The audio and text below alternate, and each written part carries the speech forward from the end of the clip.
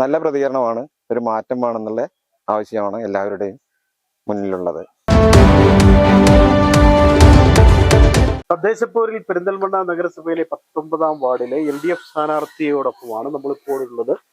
ഇവിടെ നേരത്തെ LDF സ്ഥിരമായിട്ട് ജയിച്ചിരുന്നു. പിന്നീട് UDF ആയി. ആർക്കും സ്വന്തമായിട്ട് കോട്ടയെന്നൊന്നും വിശേഷിപ്പിക്കാൻ പറ്റാത്ത ഒരു വാർഡാണ്. അപ്പോൾ ഈ വാർഡില് സ്ഥാനാർത്ഥി ഇപ്പോൾ വീടുകൾ കയറി ഇറങ്ങി എല്ലാവരുടെയും സൗഹൃദം പുതുക്കുകയും ഒട്ടഭ്യർത്ഥനയുമായുള്ള യാത്രയിലാണ്. ഈ വാർഡില് ഇപ്പൊ നിങ്ങൾ വീടുകളിലൊക്കെ ചെല്ലുമ്പോൾ അവര് എങ്ങനെയാണ് നിങ്ങൾക്കുള്ള ഒരു സ്വീകരണം ഉണ്ടാവുമല്ലോ? കാരണം സ്വീകരിക്കാൻ ഒരുപാട് ഘടകങ്ങളുണ്ട്. പെരിന്തൽമണ്ണ നഗരസഭ കൊണ്ടുവന്ന ഒരുപാട് വികസന പ്രവർത്തനങ്ങളുണ്ട്. ആ വികസന പ്രവർത്തനങ്ങൾ ഈ വാർഡിലും വരണമെന്നുണ്ടെങ്കിൽ നിങ്ങൾക്ക് നല്ലൊരു സ്വീകരണം തരുമല്ലോ. എന്താണ് വോട്ടർമാരെന്ന് പ്രതികരണം? വോട്ടർമാരുടെ പ്രതികരണം എന്ന് പറഞ്ഞാൽ 10-15 വർഷമായിട്ട് UDF ഭരിക്കുന്നത് UDFന്റെ കയ്യിലുള്ള വാർഡാണ്. ആ വാർഡ് തിരിച്ചു പിടിക്കുക എന്നുള്ളതിന്റെ ലക്ഷ്യത്തോടെ തന്നെയാണ് സ്ഥാനാർത്ഥി എന്ന നിലയ്ക്ക് ഞാനിപ്പോൾ പ്രചരണത്തിന് ഇറങ്ങിയിട്ടുള്ളത്. നല്ല പ്രതികരണമാണ്. ഒരു മാറ്റം വേണമെന്നുള്ള ആവശ്യമാണ് എല്ലാവരുടെയും മുന്നിലുള്ളത്. അതുപ്രകാരം നമ്മൾ ശരിക്കും പറഞ്ഞാൽ സംസ്ഥാന ഗവൺമെന്റ് ലൈഫ് മിഷനിലൂടെ കിട്ടിയ ഏകദേശം 4.25 ലക്ഷത്തോളം വീടുകളാണ് ഇപ്പോൾ ലൈഫ് മിഷനിലൂടെ സംസ്ഥാന ഗവൺമെന്റ് ഈ വാർഡിൽ ഏകദേശം 17ഓളം വീടുകൾ നമുക്ക് കിട്ടിയിട്ടുണ്ട്. 19ാം വാർഡ്. ഇപ്പൊ 19ാം വാർഡാണ്. മുൻപ് 26ാം വാർഡായിരുന്നു. അപ്പോൾ പ്രതിപക്ഷമാണെങ്കിൽ കൂടി ഇവിടെ 17ഓളം വീടുകൾ നമുക്ക് കിട്ടിയിട്ടുണ്ട്. മാറ്റി നിർത്താതെ, അതായത് പ്രതിപക്ഷത്തിന്റെ വാർഡാണെങ്കിലും നഗരസഭ ഭരിച്ച LDF 3 പതിറ്റാണ്ടിലേറെ കാലമായി LDF ആണ് നഗരസഭ ഭരിക്കുന്നത്. പക്ഷെ പ്രതിപക്ഷത്തുള്ള വാർഡുകളുടെയും അവരുടെ ആവശ്യങ്ങൾക്കും പ്രധാന പരിഗണന നൽകിയെന്നാണ് താങ്കൾ പറഞ്ഞു വെച്ചത്. അതെ, അതിലൊരു സംശയമില്ല. അതിന്റെ ശരിക്കും പറഞ്ഞാൽ നേർചിത്രം തന്നെയാണ്.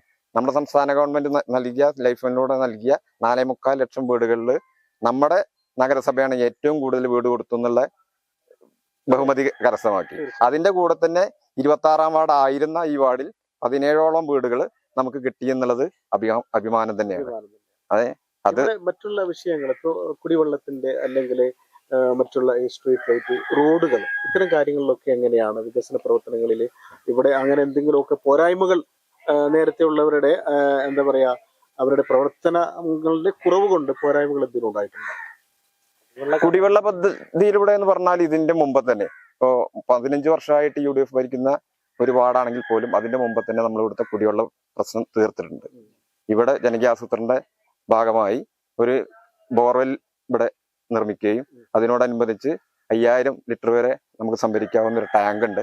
ആ ടാങ്കിൽ നമ്മൾ തന്നെ ആളുകളെ വെച്ച് മോട്ടറും കാര്യങ്ങളൊക്കെ മീറ്ററും ഘടിപ്പിച്ച് മീറ്റർ പ്രകാരം പൈസ പിരിച്ചും കൊണ്ടുള്ള ഒരു കമ്മിറ്റിയും കാര്യങ്ങളൊക്കെ ഉൾപ്പെടുത്തിക്കൊണ്ട് അത് ഇവിടെ നടന്നുകൊണ്ടിരിക്കുന്നുണ്ട്. അങ്ങനെ കുടിവെള്ളത്തിന്റെ പ്രശ്നം എന്ന് പറയുന്നത് ഇവിടെ ശരിക്കും പറഞ്ഞാൽ വരുന്നില്ല. മറ്റുള്ള വാർഡുകളിലൊക്കെ കുടിവെള്ള പ്രശ്നം ഭയങ്കര രൂക്ഷമാകുമ്പോഴും ഞങ്ങൾക്ക് ആ പ്രശ്നം ഇതുവരെ ഉണ്ടായിട്ടില്ല.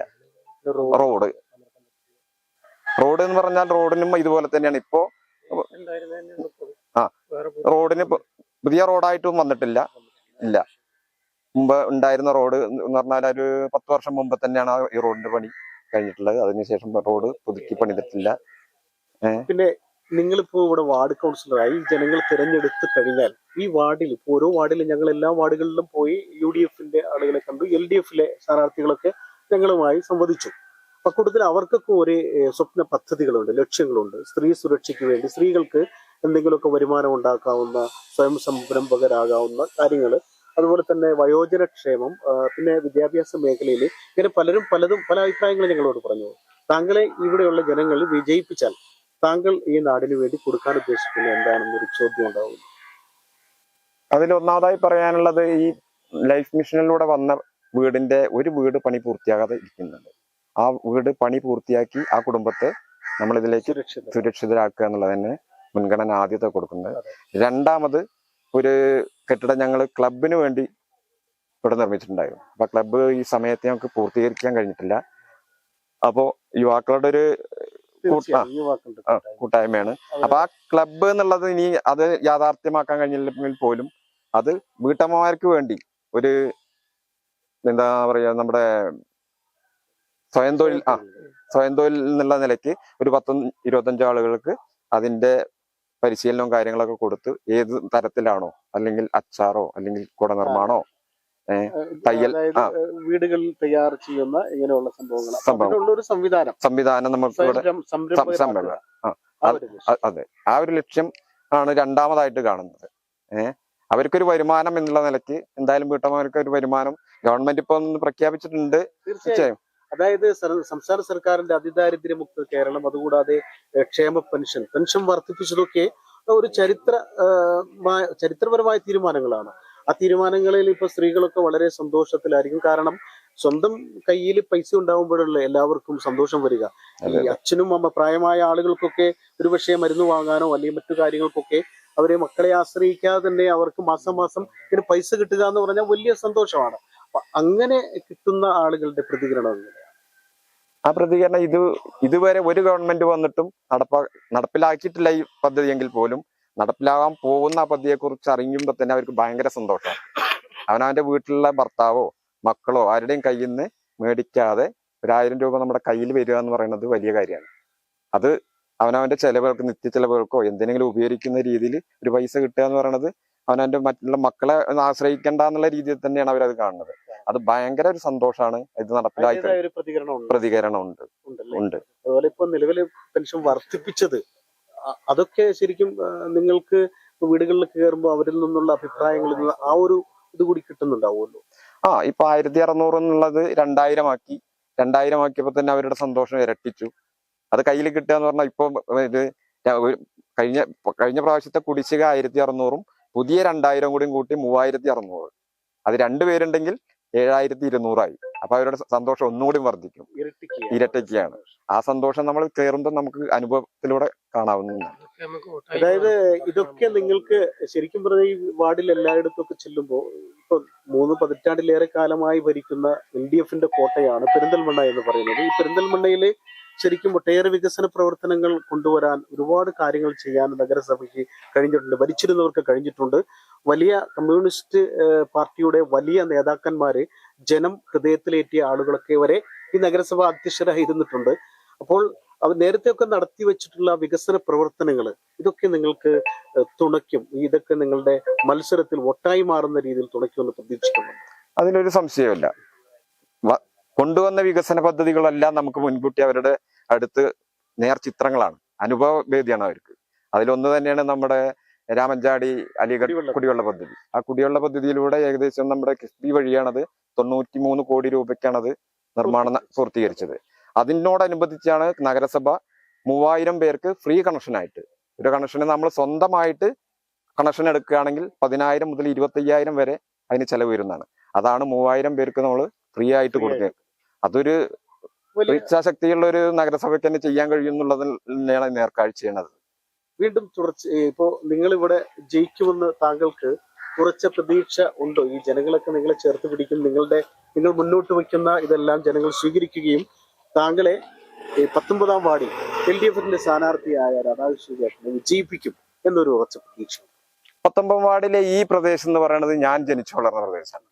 അവരെന്നെ കൈവിടില്ല എന്നുള്ളതാണ്, നാട്ടുകാരുടെ വോട്ട് കിട്ടുന്നുള്ള ശുഭപ്രതീക്ഷയാണ് ഉള്ളത്. എന്തായാലും വിജയിക്കും എന്നുള്ളത് 100% ഉറപ്പ്. അതുപോലെ തന്നെ ഈ LDF തന്നെ ഇപ്പോൾ UDF പറയുന്നത് പിടിച്ചെടുക്കും എന്ന് പറയുന്നു.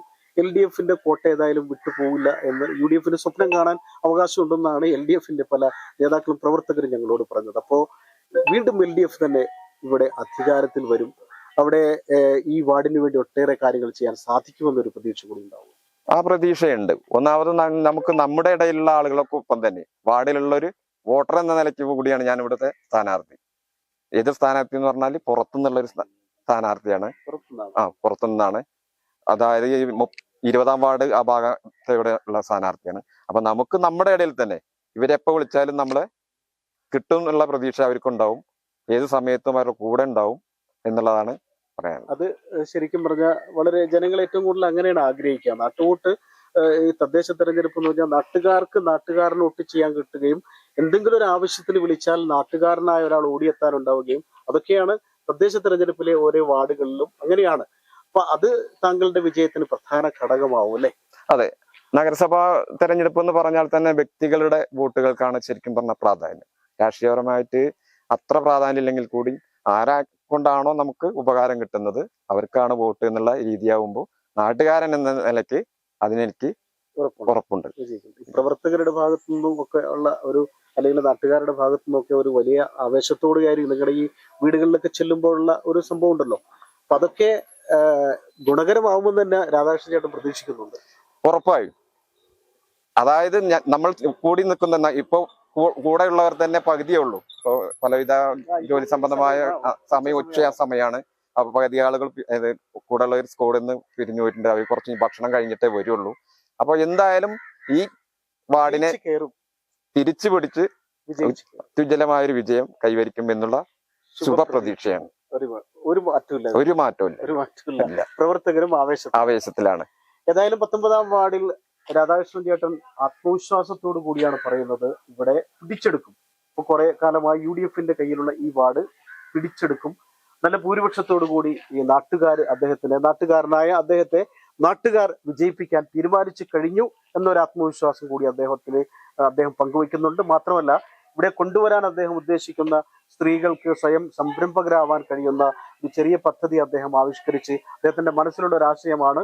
അതുകൂടാതെ പിന്നെ ഇവിടെ ഒരു ലൈഫ് പദ്ധതിയിൽ ഇനി ആർക്കെങ്കിലും വീട് കിട്ടാത്തവരുണ്ടെങ്കിൽ അത് ഒരാളുടെ പണി പകുതി ആയിട്ടുണ്ടെന്ന് പറഞ്ഞാൽ അത് എത്രയും പെട്ടെന്ന് പൂർത്തീകരിച്ചു കൊടുക്കണം. അപ്പൊ നേരത്തെ ഇവിടെ വികസന പ്രവർത്തനങ്ങളിൽ ഒരിക്കലും വിവേചനം കാണിച്ചിട്ടില്ല. നഗരസഭ LDF ആണ് ഭരിച്ചിരുന്നതെങ്കിലും അതുകൊണ്ട് തന്നെ അക്കാര്യത്തിലൊന്നും ഇവിടെ വിവേചനം ഉണ്ടായിട്ടില്ലെങ്കിലും ചില കാര്യങ്ങളിൽ ഇനിയും പൂർത്തീകരിക്കപ്പെടേണ്ട കാര്യങ്ങളൊക്കെ അദ്ദേഹം പറഞ്ഞു വെക്കുന്നുണ്ട്. റോഡുകളുടെ കാര്യത്തിലായും മറ്റു കാര്യങ്ങളിലായാലും. അപ്പൊ ഭരിക്കുന്നത് LDF ആണെങ്കിൽ ഇവിടെ വാർഡില് കൗൺസിലറായി LDFന്റെ ഈ രാധാകൃഷ്ണൻ ചേട്ടൻ തന്നെ വരികയാണെങ്കിൽ കുറച്ചുകൂടി വികസന പ്രവർത്തനങ്ങൾക്ക് ഗതിവേഗം വരും.